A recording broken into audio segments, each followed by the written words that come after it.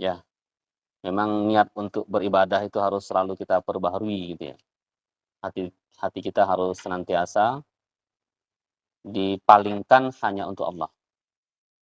Tindak tanduk kita benar-benar di-matching-kan dengan beribadah kepada Allah Subhanahu wa taala.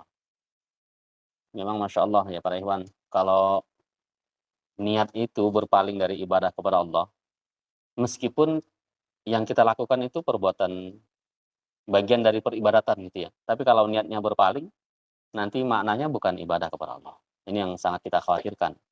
Bagi orang-orang yang telah berada dalam naungan Islam, mereka mengamalkan segala hal yang berkaitan dengan keislaman, mereka benar-benar gitu ya, merasa pengen menjadi orang-orang yang beriman. Tantangannya itu adalah ketika niatnya belum tentu untuk Allah. Jadi ini yang harus kita perhatikan.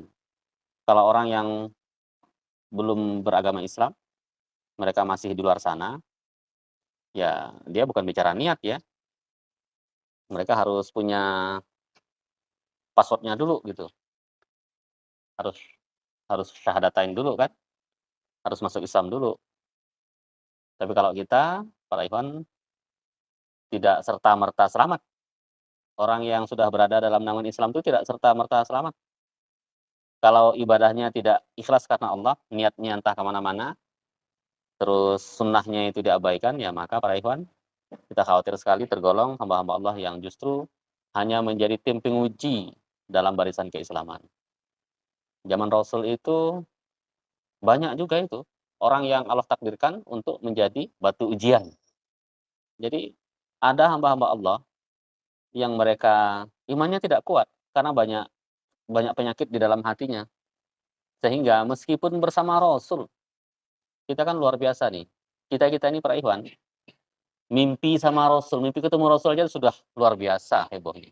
Kalau ada di antara kita nih, ada hamba Allah, mimpi ketemu Rasul, wah, kalau bahasa orang Pontianak itu pambar itu, heboh gitu, menjadi sumber berita, apalagi mimpinya itu panjang gitu ya. Karena kalau orang itu mimpi ketemu Rasul, berarti dia memang betul-betul bertemu Rasul.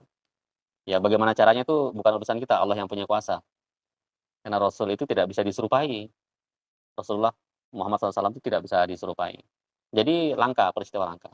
Nah itu para ikhwan, pada masa Rasul, beragama Islam, masuk Islam, mendapat bimbingan Rasul, begitu berangkat berperang, itu memisahkan diri. Dengan sukarela mereka memisahkan diri. Tidak kuat bersama Rasul. Nah itu istilahnya kalau menurut kita bagaimana hatinya. Tapi kita jangan merasa merasa apa, betul-betul merasa menghinakan mereka. Okelah tapi belum tentu kita kuat juga gitu. Jadi Allah tempatkan kita di tempat yang terbaik. Makanya Masya Allah sekarang kita di sini, ya udah, imani saja seperti ini, terima saja. Allah tempatkan kita di tempat dan zaman sesuai dengan masa dan makom kita. Tapi Masya Allah, yang kita hayati, jadi ada manusia yang seperti itu, yang Allah ciptakan, Allah hadirkan bahkan bersama Rasul, hanya untuk menjadi tim penguji. Dalam Al-Quran itu disebutkan, ada orang-orang yang punya penyakit hati gitu, mungkin pada level yang paling tinggi, itu malah ditempatkan oleh Allah nanti di akhirat di keraknya api neraka. Muslim dia itu, kalau mau disebut dia beragama Islam, beragama Islam. Nah itu yang kita khawatirkan. Nah, makanya kita jangan santai-santai saja gitu kan, jangan merasa otomatis, jangan, ya pokoknya kalau sudah begini, ya udah pasti itu sudah aman. Nah tidak begitu. Kita contoh dalam sejarah itu sangat banyak ya, zaman Rasul juga seperti itu.